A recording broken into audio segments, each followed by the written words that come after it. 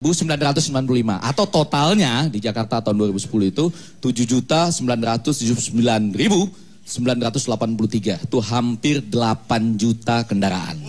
Wow, padahal pertambahan jalan sangat sedikit. Dan saya membayangkan kalau Anda mengendarai mobil di Jakarta bahwa Anda akan ditabrak motor itu pasti terjadi. Betul ya? Bisa ditabrak sehari sekali lah, kalau enggak 2 hari sekali, Anda pasti ditabrak motor, betul ya? Karena motor mau jalan begitu banyak, sementara Anda harus jalan juga. Jadi motor pasti akan menabrak Anda 2 hari sekali atau seminggu sekali. Tetapi kalau jumlah ini bertambah terus, maka saya yakin sebulan sekali minimal Anda akan menabrak motor, betul ya? Itu tinggal menunggu waktu, betul ya? Nah, ini kan harus dipecahkan secara cerdas dan ada Bang Jokowi di sini. Mahasiswa, ada yang mau menanyakan sesuatu? Kasih mic, silakan. Soal kendaraan ya. Sebagai calon gubernur DKI Jakarta, seyogyanya Pak Jokowi itu mengetahui segala sesuatu tentang DKI Jakarta tentunya. Saya ingin bertanya, berapa pertambahan mobil dan motor per hari di Provinsi DKI Jakarta? Dan di Jabodetabek pada umumnya. Dan sebagai tambahan, berapa jumlah kendaraan yang lalu lalang di Jakarta per hari? Dan juga ini karena ahli matematik ya ditanya begitu semua. Saya rasa cukup ya secara matematika. Iya loh. Ini hitung-hitungan kalau hitung-hitungan. Jadi kita nggak bicara Jakarta ya, bicara Jabodetabek. Itu pertumbuhan untuk mobil per hari ya. Per hari kira-kira 400 sampai 440. Mobil per hari pertumbuhannya. Besar sekali. Kalikan untuk setahun berapa? Motor Pak? Kemudian untuk motornya kira-kira 1.300 per hari juga. Wow. Bayangkan. Helm Pak, helm. Jangan Pak. Helmnya jangan ditanya Pak. Karena satu motor helmnya bisa 2 Pak. Iya. Sehingga silakan Bang. Sehingga memang kita ini kejar-kejaran dengan waktu. Apa yang harus dikejar? Kalau dengan pertumbuhan mobil dan motor seperti itu, mestinya jalan dilebarkan. Tapi kan sekarang juga sudah tidak mungkin dilebarkan. Sehingga yang perlu dilakukan adalah segera eksekusi yang namanya blueprint untuk transportasi massal di Jakarta dan sekitarnya, Jabodetabek. Misalnya harus terintegrasi. Baik yang namanya monorail, yang namanya MRT, yang namanya busway, itu harus segera, ini darurat sekali, harus segera dengan speed yang tinggi dieksekusi, dilaksanakan dan dikawal sampai selesai. Itu tugasnya gubernur. Karena apa? Kalau kita nggak kerja cepet-cepetan, akan didahului oleh yang namanya pertumbuhan mobil dan motor. Padahal blueprintnya juga sudah ada. Tinggal itu, eksekusi, laksanakan, kawal sampai ada selesai. terobosan-terobosan nggak Pak? Misalnya kan kalau di negara ASEAN itu, umumnya mereka memilih monorail atau skate train gitu ya. Karena kan kalau Transjakarta seperti itu kan mengambil sepertiga badan jalan. Kalau pakai subway atau yang bawah tanah gitu, yang di atas saja sudah banjir, apalagi yang di bawah misalnya. Ada alternatif nggak? Ya, jadi memang yang namanya monorail atau skytrain ini memang bisa cepat dilaksanakan. Perkiraan kita kebutuhan di Jakarta itu 100 km untuk monorail dan skytrain yang di atas ya. Dan itu bisa dikerjakan perkiraan kita. Kalau paling cepat 3 tahun dan paling lambat itu kira-kira 4 tahun. Ini dengan speed yang tinggi. Tetapi juga, ini tadi juga kami sampaikan mengenai yang subway bawah tanah, MRT ya, memang ada problem. Kita ada banjir, ada drainase juga yang bisa masuk ke sana. Sehingga memang yang paling cepat memang yang monorail dan skytrain ya. Kemudian memang ini ada masalah yang namanya busway ya, atau Transjakarta. Problemnya adalah ada separuh dari jalan yang dipakai oleh busway. Ada yang sepertiga dari lebar jalan yang dipakai oleh busway. Sehingga kalau yang namanya nanti monorail selesai, MRT-nya selesai, busway-nya ini mestinya juga digeser, tidak di tempat-tempat yang ada keramaian yang padat. Tapi yang paling penting juga adalah redesain tata ruang. Redesain tata ruang. Karena apa? Sekarang ini kantornya ada di Kuningan, kantornya ada di Tamrin, kantornya ada di Sudirman. Dan karyawan-karyawan yang ada di situ itu rumahnya di Tangerang, di Bekasi. Sehingga apa? Lalu lalang dari Jakarta dan sekitar Jakarta, Bekasi, Tangerang untuk menuju ke titik-titik kantor tadi membutuhkan mobilisasi apa? Dengan sepeda motor, dengan mobil. Inilah yang menambah keruwetan. Sehingga yang paling benar adalah apa? Di dekat-dekat kawasan itu harus ada apartemen yang murah, rusunawa yang murah, yang bisa dibeli oleh karyawan-karyawan yang bekerja di Kuningan, di Tamrin, dan di Sudirman. Baik. Ini yang mengurangi banyak. Ya. Kemudian juga banyak kesalahan-kesalahan yang kita lakukan. Pola perjalanan orang ini tidak dilihat, tidak dikalkulasi. Yang disesuaikan dengan trayek dari angkutan umum yang ada. Sekarang ini trayek yang ada ini banyak yang keliru. Artinya apa? Karena apa? Mereka meminta trayek itu dengan membayar. Tidak disesuaikan dengan kebutuhan.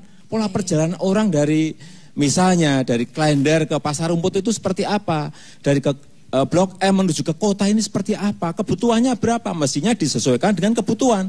Bukan permintaan trayek dari pengusaha angkutan. Ini yang harus dibenarkan. Baik. Berarti Bapak udah mensurvei dengan seksama ya mengenai Jakarta ini ya. Iya. Sekali. Baik. Hanya saya sudah juga coba yang namanya busway, saya sudah nyoba. Nunggu berapa jam saya coba. Berapa lama Bapak nunggu 30 busway? sampai 1 jam lebih. Baik. Kalau naik mobil dapat. udah nyampe ya Pak ya? Iya. Kemudian macet. Mikrolet juga sudah saya coba. Metro Mini saya coba. Kopaja saya coba. Ini yang memang semuanya harus benarkan, dibetulkan. Baik, terima kasih banyak Pak Jokowi. Kita akan melihat tanggapan dari teman-teman yang lainnya di sini.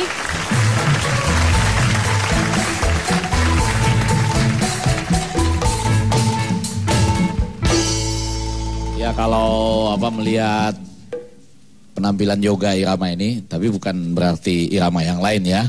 Kan itu kita teringat juga soal isu SARA katanya. Ini pendidikan politik loh ini ya. Ada mungkin mahasiswa yang mau menanggapi soal isu SARA? Silakan. Ya, siapa lagi? Ada ya Siapa dari lagi? sana? Boleh, siap. Kalau tadi memang disinggung oleh Mas Effendi Ghazali tentang isu SARA, ini saya menarik juga nih, saya ingin berkomentar sedikit ya. Nah, saya kira memang ada baiknya kita berfokus pada isu SARA dalam penggunaannya ini, dalam rangka kampanye. Karena apa? Memang isu SARA ini memang sangat rentan terjadi dalam masyarakat kita, terutama di Indonesia, terlebih di Jakarta. Yang memang kita tahu Jakarta saat ini bukan saja dimiliki oleh satu orang suku, tapi juga memang banyak masyarakat Indonesia yang kini menjadi bagian dari Jakarta. Nah, tapi terlepas dari itu semua, saya kira yang perlu kita cermati, yang perlu kita garis bawahi, bahwa yang harus dikedepankan itu bukanlah kepentingan pribadi, tapi merupakan kepentingan bangsa dan negara dan kepentingan persatuan Indonesia. Itu saya kira. Terima kasih. Coba mau menanggapi? Saya ingin menanggapi, saya rasa hal itu udah gak perlu dirisaukan lagi ya. Soalnya Pancasila pada sila pertama itu berbunyi ketuhanan yang Maha Esa. Dan sila ketiga itu berbunyi persatuan Indonesia. Seneng. Silakan, Tinatun. Ya, bukan. Yang aslinya udah kurus. Hal itu udah lewat lah gitu. Sekarang tuh zamannya mahasiswa-mahasiswi untuk mencerdaskan pemilih kita gitu kan. Di lingkungan rumah dan lingkungan sekitar kita. Terima kasih. Oke. Mau nanggapin lagi? Mau ditanggapi lagi silakan. dikit ya? Ya. Sepakat dengan Mbak Tinatun tadi. Bukan ya. Boleh. Baik. Ya. Bercanda, mahasiswa saling bercanda, ya. Baik. Intinya apapun tindakan yang diambil oleh para calon pemimpin kita, yaitu di Jakarta ya, terlebih lagi apapun isu politik yang berkembang dan yang terjadi dengan pemilu kada di Jakarta, saya kira itu semua bukanlah menjadi halangan bagi kita untuk bisa bersatu. Karena apa? Memang DKI Jakarta bukan milik satu atau dua orang, tapi memang milik bangsa Indonesia. Saya kira terima kasih. Assalamualaikum. Maci Mas Tompi. Oh ya Allah. Banyak sekali artis kita pada malam hari ini. Saya mau nanya Mas ke Tompi. Bang Jokowi ya. Kalau melihat Oma Irama ya di luar Yoga Irama ini, lagu apa yang Bang Jokowi suka dari Oma Irama? Wah banyak sekali. Iya. Ada yang begadang, Oh. darah muda, Judi gimana? judi juga, Ya. kemudian Lagunya yang disukai ya? Iya, lagunya bukan. Ya, terus Kemudian 135 juta itu juga senang. Tunggu. Banyak nih. Sebentar, sebelum nyanyi saya mau cek. Pak Isa katanya juga penggemar berat. Lagu 135 juta bisa? Saya juga hafal lagu Roma Irama. Ya, yang mana? Yang 245 juta. Oh, sudah bukan 135, sekarang 245. Yuk, bangun-bangun sedikit. 245 juta penduduk Indonesia. Terdiri dari banyak suku bangsa, itulah Indonesia. Ada Sunda, ada Jawa, ada India, ada Arab, ada Ahok. Ya dong. Dan banyak lagi yang lainnya. Tapi ini realistis ya kan. Dulu kan ada Sunda, ada Batak, ada Jawa dan lain-lain. Tetapi lama-lama yang masuk ke bangsa Indonesia kan ada juga keturunan Arab, keturunan India. Tadi katanya Ahok, keturunan Cina dan lain-lain ya. Bahkan juga ada itu ya. Ada yang naturalisasi, coba bayangkan ya. Oh, Ya kan? Latino. Siapa?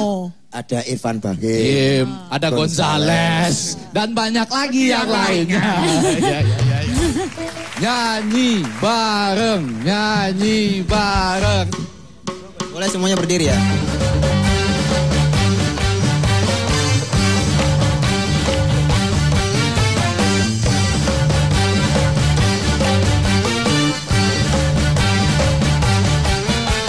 Lebih dari 200 juta jiwa penduduk Indonesia, terdiri dari banyak suku bangsa, itulah Indonesia. Ada Sunda, ada Jawa, Aceh, Bugis, Batak, dan banyak lagi yang lainnya. 145 juta penduduk Indonesia. Terdiri dari banyak suku bangsa, itulah Indonesia. Jangan cuma cerdas secara rasional, tapi cerdas juga secara rasa. Pakai hati nurani Anda.